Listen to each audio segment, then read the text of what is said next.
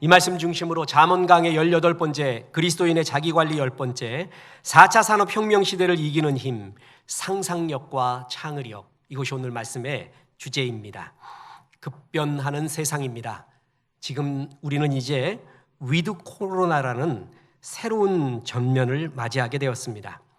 1차 산업혁명이 그 핵심 기술이 유럽 전역에 퍼지는데 120년 걸렸는데 4차 산업혁명은 2년 안에 퍼졌고 10년 안에 생활로 정착되리라 하는 예상들을 다 하고 있습니다.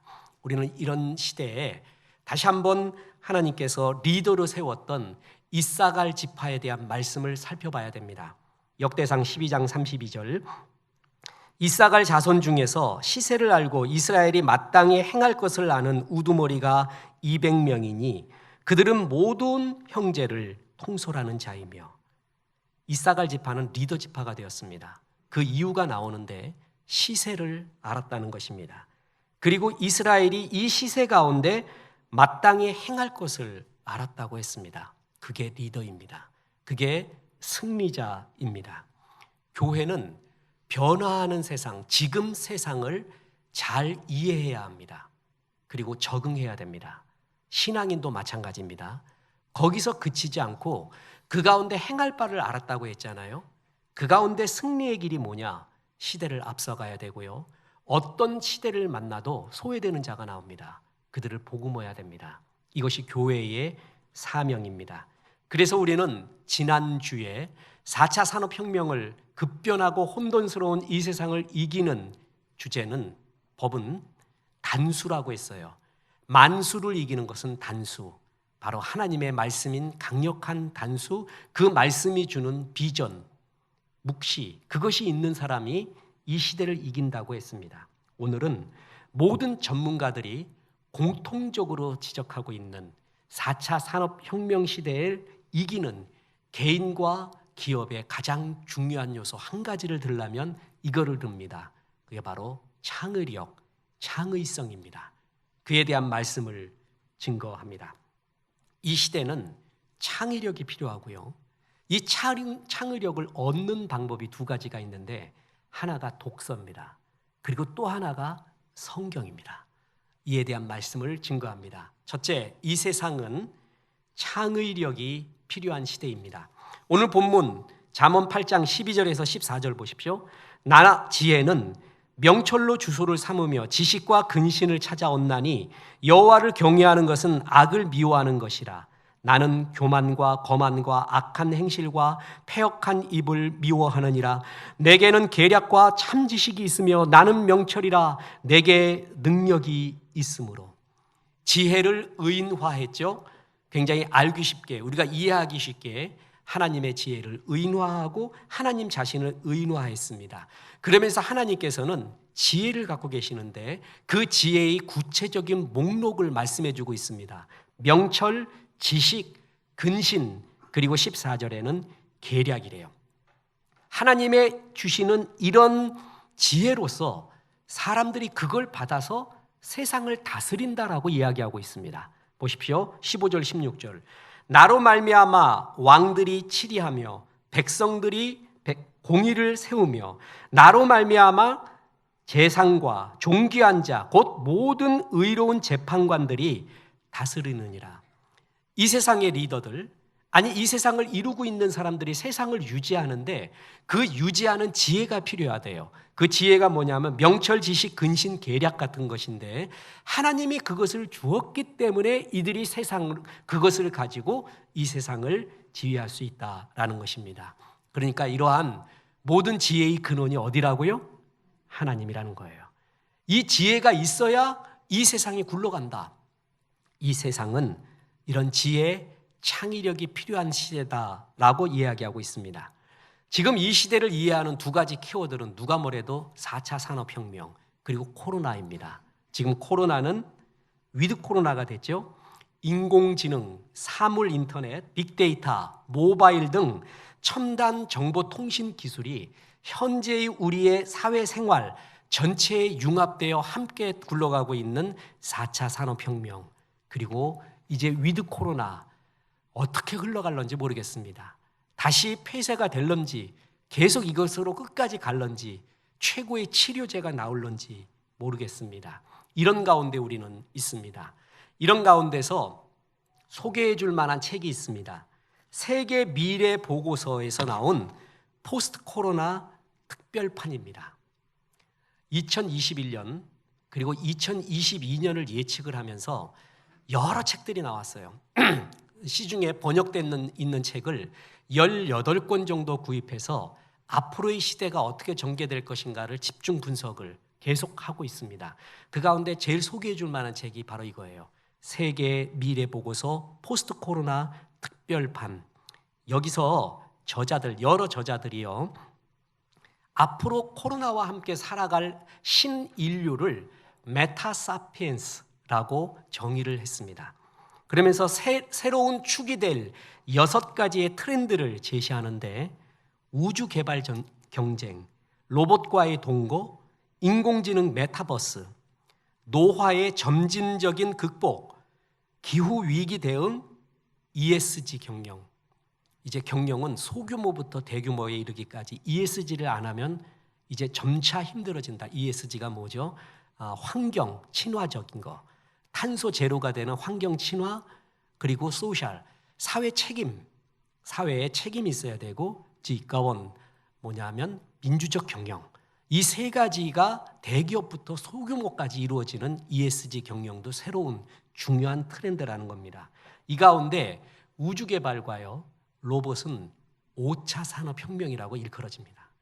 지금 4차도 환장해 죽겠는데 벌써 5차 얘기 나오는, 숨이 헐떡이는 이 세상에서 우리는 살고 있습니다.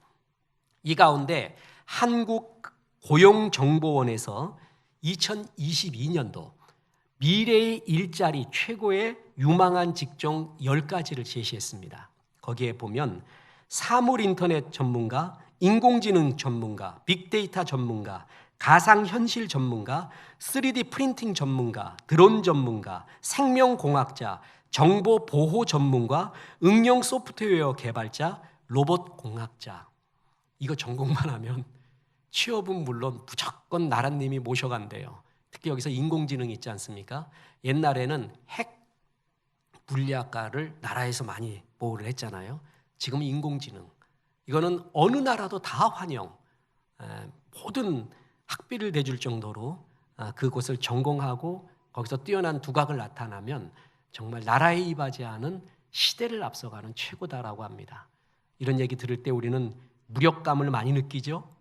그런데 많은 전문가들이 2022년을 예측하고 위드 코로나를 예측하고 4차 산업혁명 포스트 모던의 앞길을 예측하면서 공통점이 있어요. 학문의 방법론 중에 하나는 공통점을 찾아내는 겁니다. 그러면 거기에 핵심이 있거든요. 그 공통점이 개인과 기업에 제일 있어야 될 것, 그게 바로 창의력이라고 말합니다. 그건 공통적으로 말합니다. 상상력과 창의력이 뭔가 100명의 학자들한테 물어보면 100가지의 대답이 나올 것입니다. 그렇게 정의하기가 어려운 것이 바로 이런 건데, 이렇게 생각하면 됩니다. 상상력은 없는 것을 생각해내는 힘이에요. 창의력은 이미 있는 것을 가지고 융합, 통섭, 변형하여 현실에 적용할 수 있게끔 새로운 일을 만드는 것, 그게 창의력입니다. 상상력은 없는 거 만들어내지만 창의력은 뭐냐면 지금 있는 것 갖고 조합을 해요. 융합을 해요. 통섭을 해요. 그래서 새로운 걸 만들어내요. 그것이 현실을 이기는 힘이 돼요. 그걸 창의력이라고 합니다. 그 대표적인 사람이 그 시작, 그리고 그 창의력의 위대성을 보여준 현대의 아이콘이 바로 스티브 잡스예요. 잡스는 새로 만든 거 하나 없습니다. 전부 있었던 것이에요. 그 있었던 것을 기가 막히게 연결하고 융합을 하고 통섭을 합니다. 그래서 새로운 걸 만들어내요. 그게 시장을 점령을 하잖아요. 이 창의력이 지금은 필요하다. 단순한 지식, 이 지식은 이제 컴퓨터가 다 합니다. 박식하다 컴퓨터에 다 나옵니다. 이제는 중요한 게 뭐냐면 정보와 지식이 많아요. 그것을 어떻게 그 가운데 신호와 소음을 구별할 줄 아느냐, 쓰레기와 진짜를 구별할 줄 아는 힘, 그게 첫 번째입니다. 유튜브 보십시오. 얼마나 좋아요 받기 위해서 쓰레기 같은 정보, 말도 안 되는 이야기들이 많이 있습니까? 그 가운데 진짜 알짜배기, 내 시간을 뺏지 않고 정말 얻을 수 있는 정보가 뭐냐? 소음 가운데 신호를 찾아낼 수 있는 힘, 그게 필요하고요. 찾아낸 신호 가운데 어떻게 연결하느냐, 융합하고 통섭하느냐. 그래서 내가 지금 하고 있는 일에 그걸 어떻게 활용하느냐. 그래서 현실적인 힘을 만들어내느냐. 이것이 진짜 필요한 시대가 되었다라는 것입니다. 이러한 시대에 아주 주목받고 있는 7나라가 있습니다. 이 7나라는 지금 코로나 시대가 왔잖아요. 4차 산업혁명 시대잖아요. 뿐만 아니라 중국의 경제가 급성장하는 이 세 가지의 세계의 요동치는 세상 속에서도 흔들리지 않고 모든 선진국이 벤치마킹하고 있는 7개의 나라가 있습니다. 첫째가 이스라엘입니다. 그 다음에 독일, 싱가포르, 스웨덴, 핀란드, 노르웨이, 덴마크입니다. 이 나라들의 특징이 뭐냐면 오래전부터 사고력과 창의력 교육을 해왔다라는 것입니다. 그랬더니 그때는 별로 두각을 나타내지 못해요. 10년 지나고 20년 지나니까 그 힘이 아주 막강해졌습니다. 카이스트 총장으로서 이광형 총장님이 있습니다. 우리 교회에도 이 카이스트 출신 집사님이 있어서 이 총장님 한번 물어봤어요. 그분 어떠냐 그랬더니 아주 구수한 시골 아저씨래. 똑똑하고 이런 소통도 잘하고. 그런데 그분이 제일 강조하는 게 있습니다. 똑똑한 사람들아, 똑똑함과 총명함 자랑하지 마라. 지금은 그 가운데 창의력이 있느냐가 더 중요하다. 그래서 우리 학교는 이제 총명한 사람을 이끄는 게 아니라 창의성이 있는 사람으로 만들어가는 학교가 되어야 된다라고 강력하게 이야기합니다. 옳은 얘기입니다. 우리나라가 70년대요 고도 성장을 했습니다. 그때 교회는 세워놓으면 다 됐습니다. 할렐루야 하면 아멘이 저절로 터졌습니다. 지하에 세워놔도 그냥 막 기도하면 역사 일어나고 했습니다. 우리나라의 고도 성장과 더불어 교회도 그렇게 성장해 갔습니다. 지금 성장이 뭐예요? 고도 성장이 아니라 저성장인 거 다 알잖아요. 언젠가 침체에 빠질 수도 있는 이 세상. 그래서 이 위기 가운데 이 나라도 지금 정말 중요한 것이 창의력 교육이다라고 교육 혁신을 준비하고 있고, 하버드 대학은 이미 2년 전부터 모든 교육의 커리큘럼을 창의력 중심으로 바꿔가고 있다고 합니다.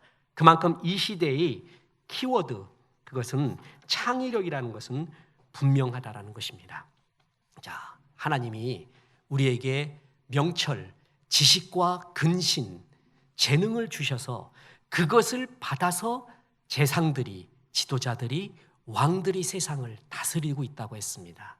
그 어느 때 하나님이 지혜 주시고 능력 주시는 게 필요하고, 지금 이때는 창의력이 절대적으로 필요한 시대라는 것입니다. 자, 그러면 묻습니다. 두 번째이자 결론입니다. How? 어떻게 창의력을 얻을 수가 있습니까? 우리 젊은이들도 정말 기억해야 됩니다. 두 가지가 있습니다. 여러 루트가 있지만 크게 보면 두 가지예요. 하나는 독서입니다. 또 하나는 성경입니다. 이 두 가지가 창의력의 원천이 됩니다. 자, 아까 말했던 카이스트 이광영 총장님이 모 프로그램에 나와서 했던 창의력에 대한 강의를 잠깐 보도록 하겠습니다. 어떻게 창의력을 얻는가? 10여 년 전에 인문학 열풍이 불었어요. 기억하시죠? 맞아요. 그때가 왜 그런 일이 현상이 있었냐면은 우리나라 기업들 중에 세계 인류 기업으로 막 이제 성장하는 그 시기예요. 그래서 여러 인문학 강좌가 생기고 조찬 모임에서 인문학을 배우고 그런 거예요. 그런 걸 받아들여서 상상력과 창의력은요, 뚝 떨어지는 게 아니라 나의 경험에서 시작이 됩니다. 경험을 변형하고 다른 것으로 융합하는 거거든요. 근데 내 경험이 요만큼이에요. 그럼 나의 상상력과 창의력은 요만큼입니다. 그런데 내 경험이 이만큼이잖아요. 그럼 내 상상력과 창의력도 이만큼이 되는 거예요. 그런데 모든 걸 경험할 수가 없잖아요. 그죠? 그것을 간접적으로 경험할 수 있는 최고의 길이 바로 독서입니다. 독서를 하면 옛날 사람과 만나요. 서양 사람, 동양 사람 다 만나고 내 생각과 다른 사람과 만나요. 그때 생각이 전쟁을 일으켜요. 그게 생각의 근육을 키운다고 하거든요. 그래서 그 생각과 싸우고 받아들이는 것도 있고 안 받아들이는 것들이 있어요. 그래서 완전히 받아들이는 것을 가리켜 도끼라고 합니다. 나를 완전히 쪼개버렸어요. 망치라고도 표현합니다. 프란츠 카프카는 도끼라고 표현했고, 니체는 독서는 망치라고 했어요. 나를 깨요. 그리고 많은 간접 경험을 하게 돼요. 그래서 이런 세상도 있구나. 많이 우울해요. 괴로워요. 책 보니까 나보다 더한 놈도 있네. 아니, 나 같으면 이런 상황이면 난 그냥 죽어버렸을 거야. 근데 그런 가운데서 살아나는 방법이 있었어요. 말도 못해요. 소설 한번 읽어보십시오. 한 사람의 인생을 완전히 입체적으로 간접적으로 경험할 수가 있습니다.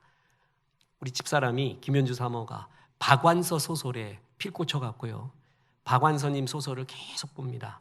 그때 전쟁이 일어났을 때 자기 오빠가 그 전쟁, 그 인테리가 전쟁 속에서 망가져가는 모습, 그 멀쩡하던 사람이 망가져가는 모습을 보고 내 것이라고 느끼듯이 밥 먹을 때 막 밥알을 튀어요. 그게 진짜 느끼는 거예요. 그게 내 경험이 되는 거예요. 이런 세상도 있구나. 이렇구나.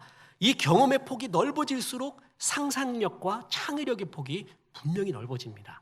그래서 창의력이 넓어지는 것은 이구동성이 있습니다. 그것은 독서예요. 여행도 되게 좋거든요.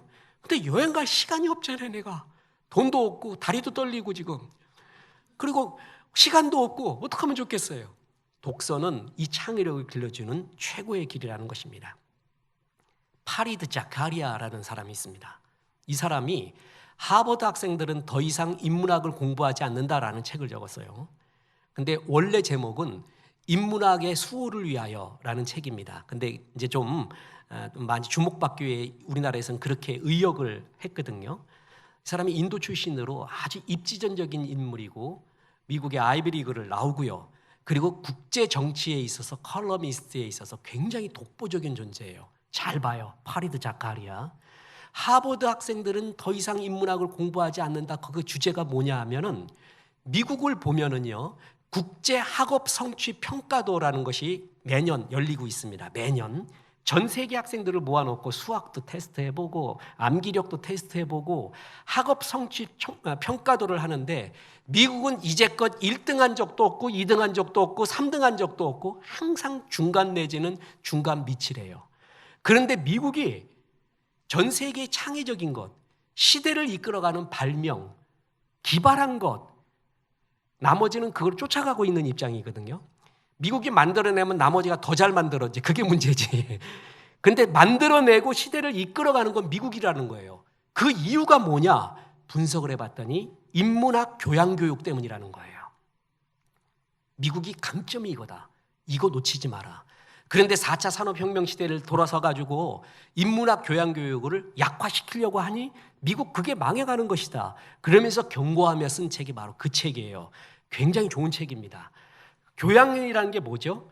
나와 상관이 없는 것, 전공과 상관이 없는 걸 배우는 거예요. 난 지금 전공 배워갖고 집중하고 싶은데 왜 이걸 배우려고 해? 근데 그것이 진짜 힘이었다라는 것이죠. 전 탁구 선수들 유튜브에서 보면은요, 제일 보고 제일 집중하는 게 뭐냐면 그들의 하체입니다. 탁구는 상체를 잘해야 된다고 생각하잖아요. 그들의 하체를 보세요. 허벅지가 내 허리만 해. 그냥 탄탄해요. 탁구는 발로 치는 거래요.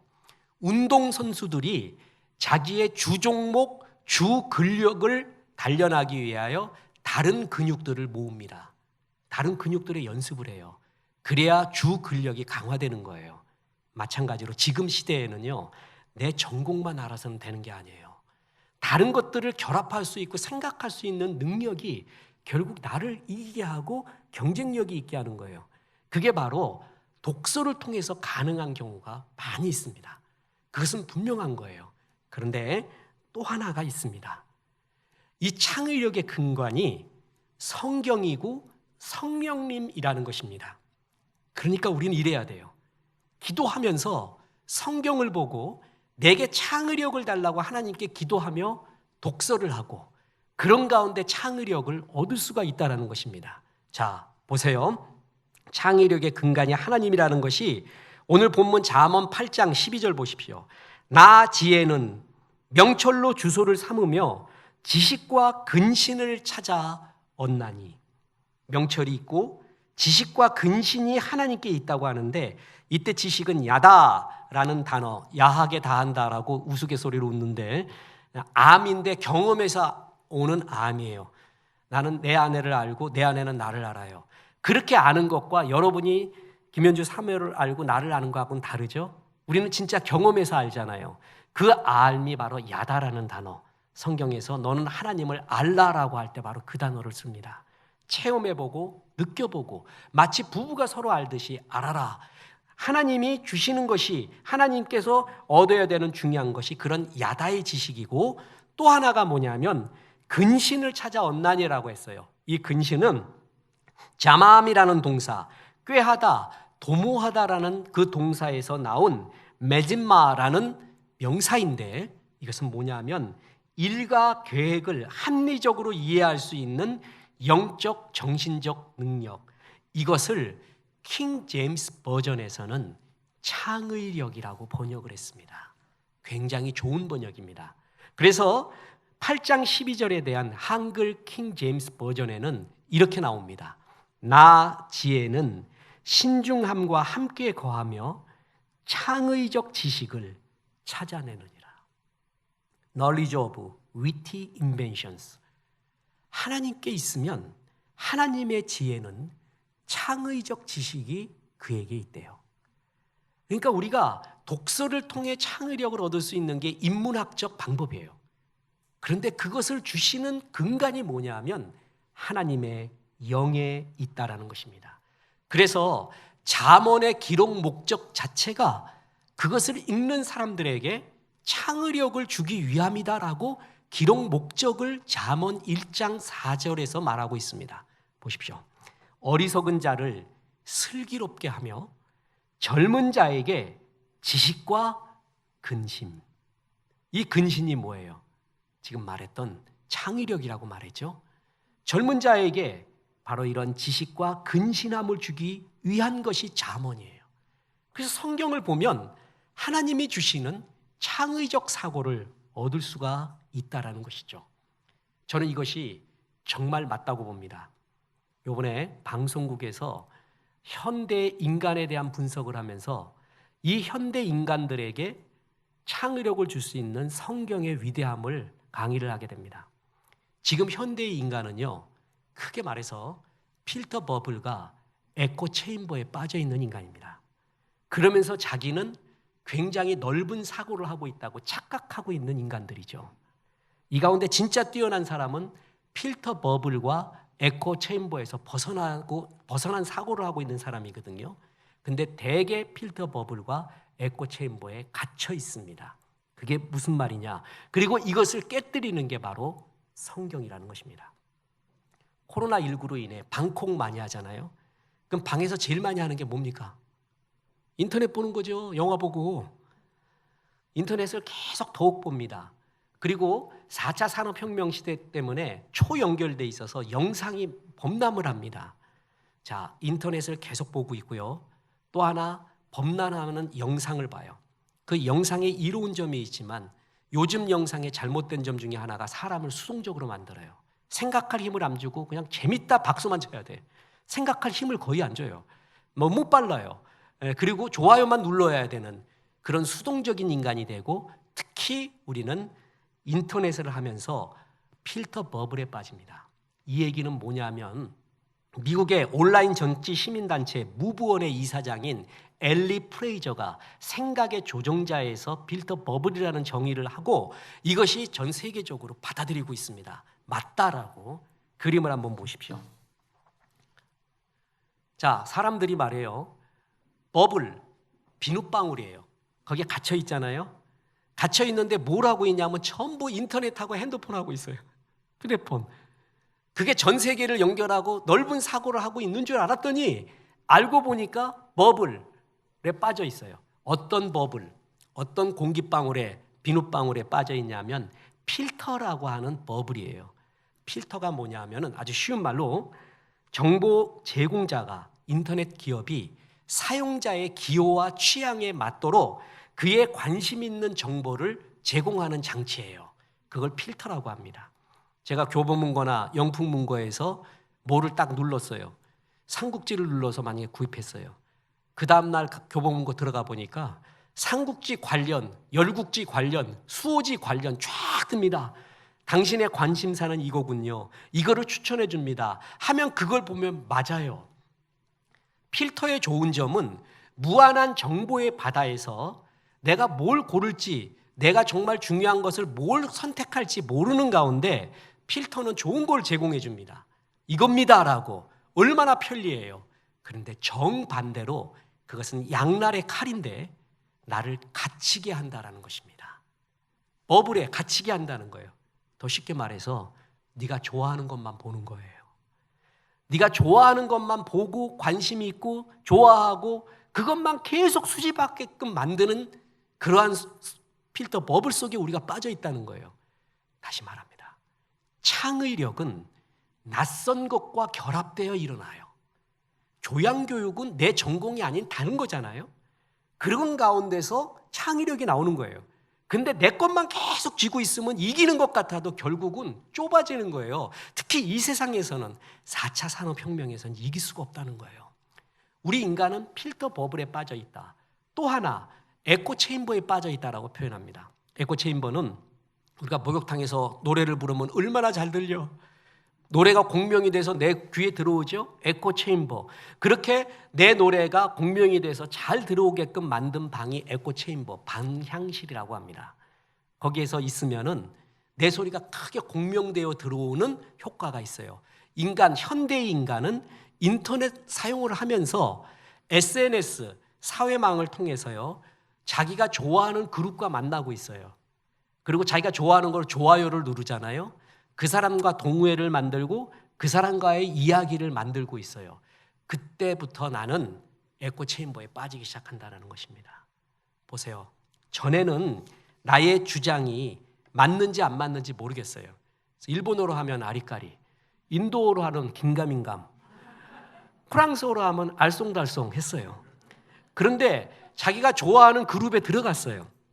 그랬더니 자기가 주장하는 것보다 더 센 주장도 해. 자기의 주장에 대해서. 이게 맞는 거구나 이게. 내가 맞는 생각을 하고 있어서.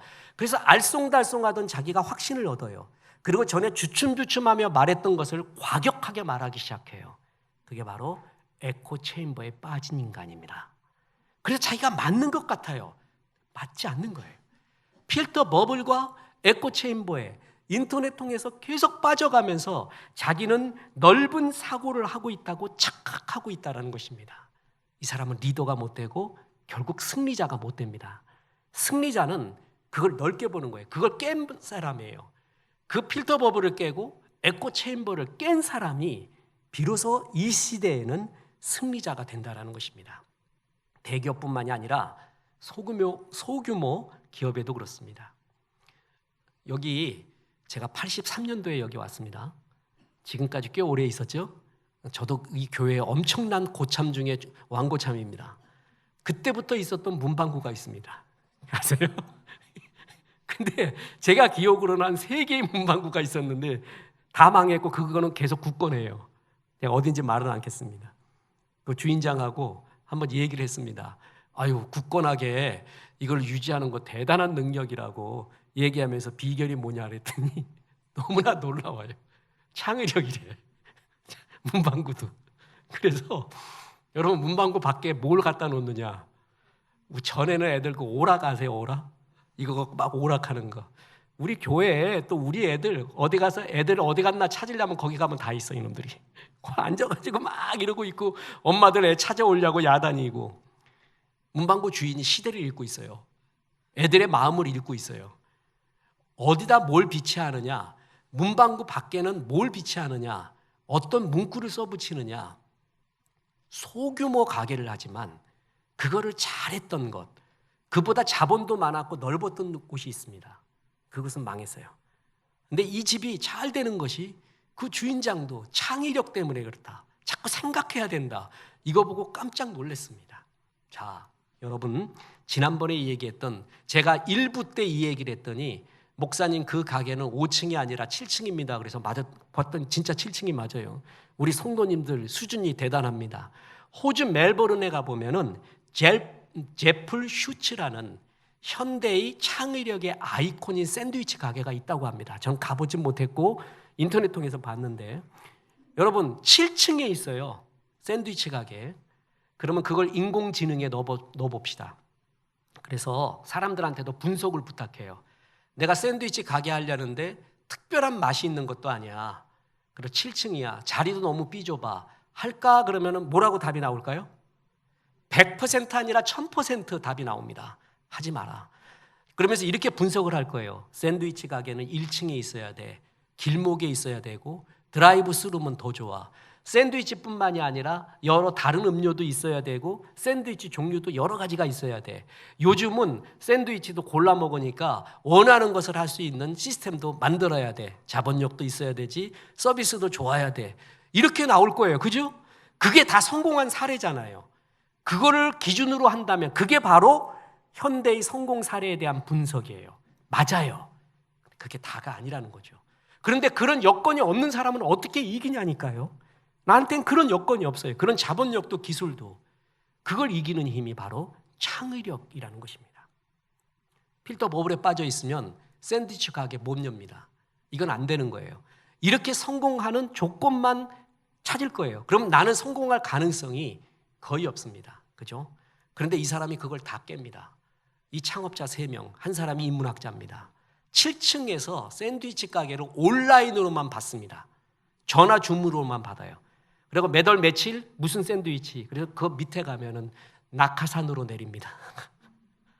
지난번에 사진 보여줬죠? 제가 방송국에도 이걸 가지고 세미나를 했었습니다. 낙하산으로 내려와요. 맛은 어떠냐? 똑같아요. 별다르지 않아요. 근데 재밌어요. 아니, 야, 우리 갔더니 샌드위치가 낙하산으로 내려오더라?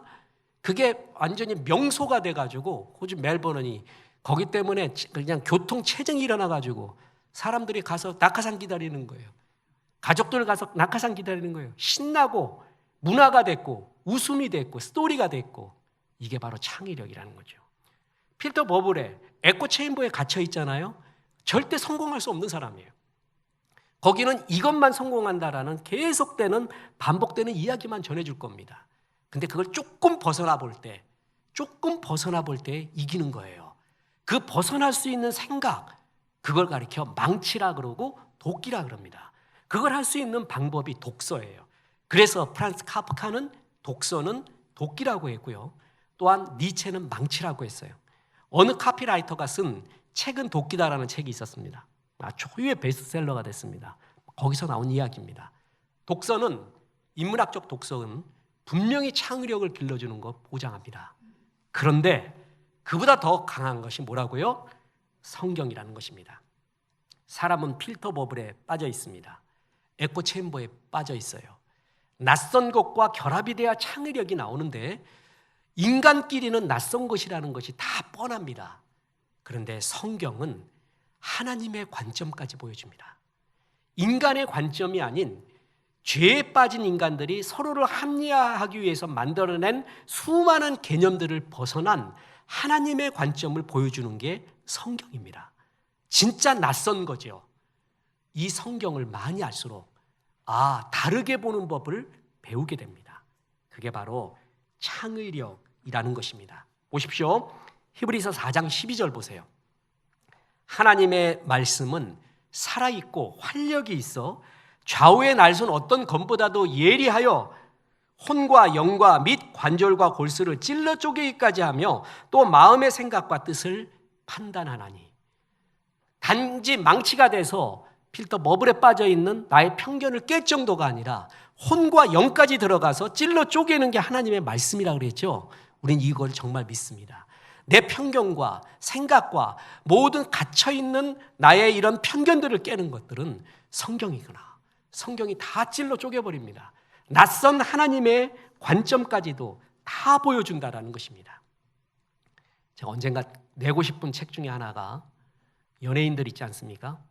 대통령들의 연설, 정치인들의 말, 그 말 중에 멋진 말이 있어요. 진짜 귀에 쏙 들어오고 사람들이 공감하는 말이 있어요. 굉장히 인문학적 말을 하거든요. 그리고 그 소스를 제공해주는 카피라이터들이 또 있습니다. 주변에 그 말들을 어떤 사건이 일어나면 이 사건을 한 문장으로 되치는 말들을 제공을 해줘요. 정말 멋지게 되칩니다. 옛날에는 이런 말도 있었죠. 닭모가지 몇 개 비튼다고 새벽이 안 오냐. 멋진 말이에요. 그죠? 뭐 정의를 위해 투쟁하는 사람들 아무리 니네들이 잡아가둬도 새벽이 오지 않냐. 이런 말을 그렇게 표현하니까 한 문장으로 다가오잖아요. 정치인들 지금 그런 말을 얼마나 많이 하는지 아시죠? 그런 말 중에 쏙 들어오는 말, 대통령들의 연설이 있습니다. 전 세계 대통령들, 그들이 한 말 중에 정말 명연설, 쏙 들어오는 거. 연예인들이 하는 말이 있어요. 그들이 하는 말 중에 진짜 쏙 들어오는 말들, 사람들이 굉장히 좋아하는 말들이 있어요. 제가 20몇 가지를 분석을 해봤습니다. 그랬더니 그 말들의 근원이 뭔지 아세요? 성경이 있다는 거예요. 그러니까 성경적인 말을 하잖아요. 그러니까 마태복음에 말씀하시기를 이 말은 빼고 마태복음에 나와 있고 잠언에 나와 있고 뭐에 나와 있는 말을 현대어로 바꾼 거예요. 현실에 적용해서 한 말이 있잖아요. 그 연설, 그 멘트가 사람들의 가슴을 찔러버립니다. 저는 진짜 이거 나중에 언제 한번 증명해보고 싶어요. 그만큼 성경적 내용이 사람들의 가슴을 찔러 쪼갠다는 말이 정말 맞아요. 하나님의 말씀은 찔러 쪼갭니다. 어떤 독서, 인문학적 독서보다 더 강하게 주의 말씀으로 무장하잖아요. 그러면 찔러 쪼개며 하나님이 주시는 창의력을 성경을 통해서 얻을 수가 있다는 것입니다. 그리고 이제 중요한 말씀입니다. 성령님, 우리의 성령님이 바로 창의력의 원천이고 그 성령님께 기도하면은 하나님이 주시는 지식, 창의력을 얻을 수 있다는 약속이 우리를 너무나 희망적으로 우리에게 다가옵니다. 보십시오. 지금 이 말씀은 애들 책상 앞에 적어놓고요. 외우시고요. 내 책상 앞에도 적어놓으십시오. 그리고 창의력이 없잖아요. 지혜가 없으면 이 말씀을 믿습니다 하고 이 말씀 근거로 기도하십시오. 이사야 11장 2절입니다. 거기에 이런 구절이 나옵니다. 그의 위에 여호와의 영, 곧 지혜와 총명의 영이요 모략과 재능의 영이요 지식과 여호와를 경외하는 영이 강림하시리니. 성령님 우리에게 능력 주십시오 이러잖아요. 이게 굉장히 추상적이에요. 근데 그 성령님, 이 다윗에게 또 하나님의 백성에게 이 성령을 부어주겠다는 약속이거든요. 그 성령님이 가지고 계신 능력에 대한 구체성을 여기서 말하고 있는데 보십시오. 여호와의 영, 곧 지혜와 총명의 영이요 모략과 재능의 영이요 지식의 영이요 다 나오잖아요. 우리가 얻고자 하는 모든 재능, 모든 총명함, 달려갈 길, 창의력 다 갖고 있는 게 성령님이라는 거예요. 또 읽어드릴까요? 지혜와 총명의 영이요 모략과 재능의 영이요 지식의 영이요. 잠언은 이걸 얻기 위한 책이라고 말했고 성령님은 이걸 다 가지고 계신 거라는 거예요. 그래서 우리는 예수 믿는 우리는 바로 이 성령님께 기도하면 이런 능력을 얻을 수 있다. 그래서 이러면 됩니다. 주님, 이 시대를 이길 수 있는 길이 창의력인 것을 알았습니다. 독서하겠습니다. 그리고 성경을 보며 이 창의력을 달라고 기도하겠습니다. 그게 답입니다.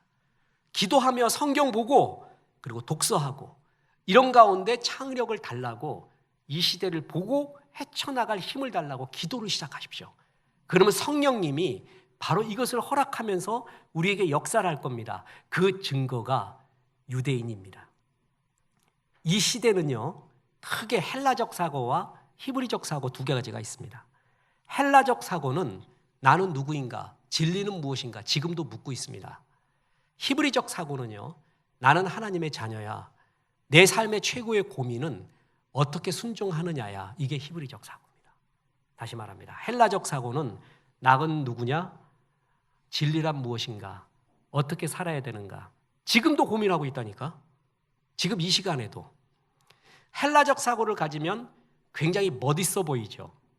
그리고 이런 사고를 하기 때문에 창의력이 있어 보이죠. 근데 반대입니다. 히브리적 사고는 그 고민은 건너뛰어버립니다. 나는 하나님의 자녀야. 그리고 내 고민은 진리가 뭘까, 하나님이 뭘까가 아니라 어떻게 하면 순종할까, 그게 그들의 고민이에요. 단순한 것 같아요. 그러면 이런 사고에서는 창의력이 안 나올 것 같아요. 근데 정반대입니다. 진짜 이 창의력은 유대인들에게서 다 나오게 됩니다. 현실적으로 증명이 되고 있습니다. 그 이유가 뭔가? 변하는 세상 속에 변하지 않는 토라, 하나님의 말씀을 굳건히 붙들고 있습니다. 성령님의 역할이 지혜와 총명의 영이요, 모략과 재능의 영이요, 지식의 영입니다. 이 모든 우리가 갖고 싶은 힘이 여기에 다 있습니다. 이걸 진짜 믿고 기도하는 것입니다. 자, 이 말씀을 근거로 하나님, 이 시대는 정말 총명함, 창의력이 필요하군요. 제가 게으르지 않게 성경을 보겠습니다. 그리고 이 창의력의 영이신 하나님께 기도하는 것입니다. 그리고 책을 보는 것입니다. 그래서 창의력을 얻어가십시오. 그래서 작은 가게부터 큰 기업에 이르기까지 시대를 뚫고 깨뜨릴 수 있는 하나님의 힘과 능력을 얻으십시오. 그래서 이 시대를 잘 이용하시고 승리하시고 나누어 주시고 복음 전하는 승리의 종들 되기를 주 예수의 이름으로 축원합니다. 우리 하나님의 이 영, 총명의 영, 창의의 영을 믿으며 302장 부르십니다.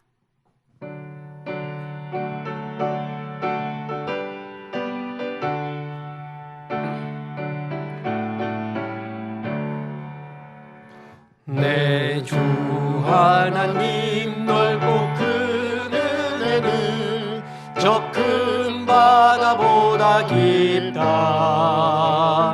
너 다주를 끌러 깊은 대로 저 한가운데 가보라. 언덕을 떠나서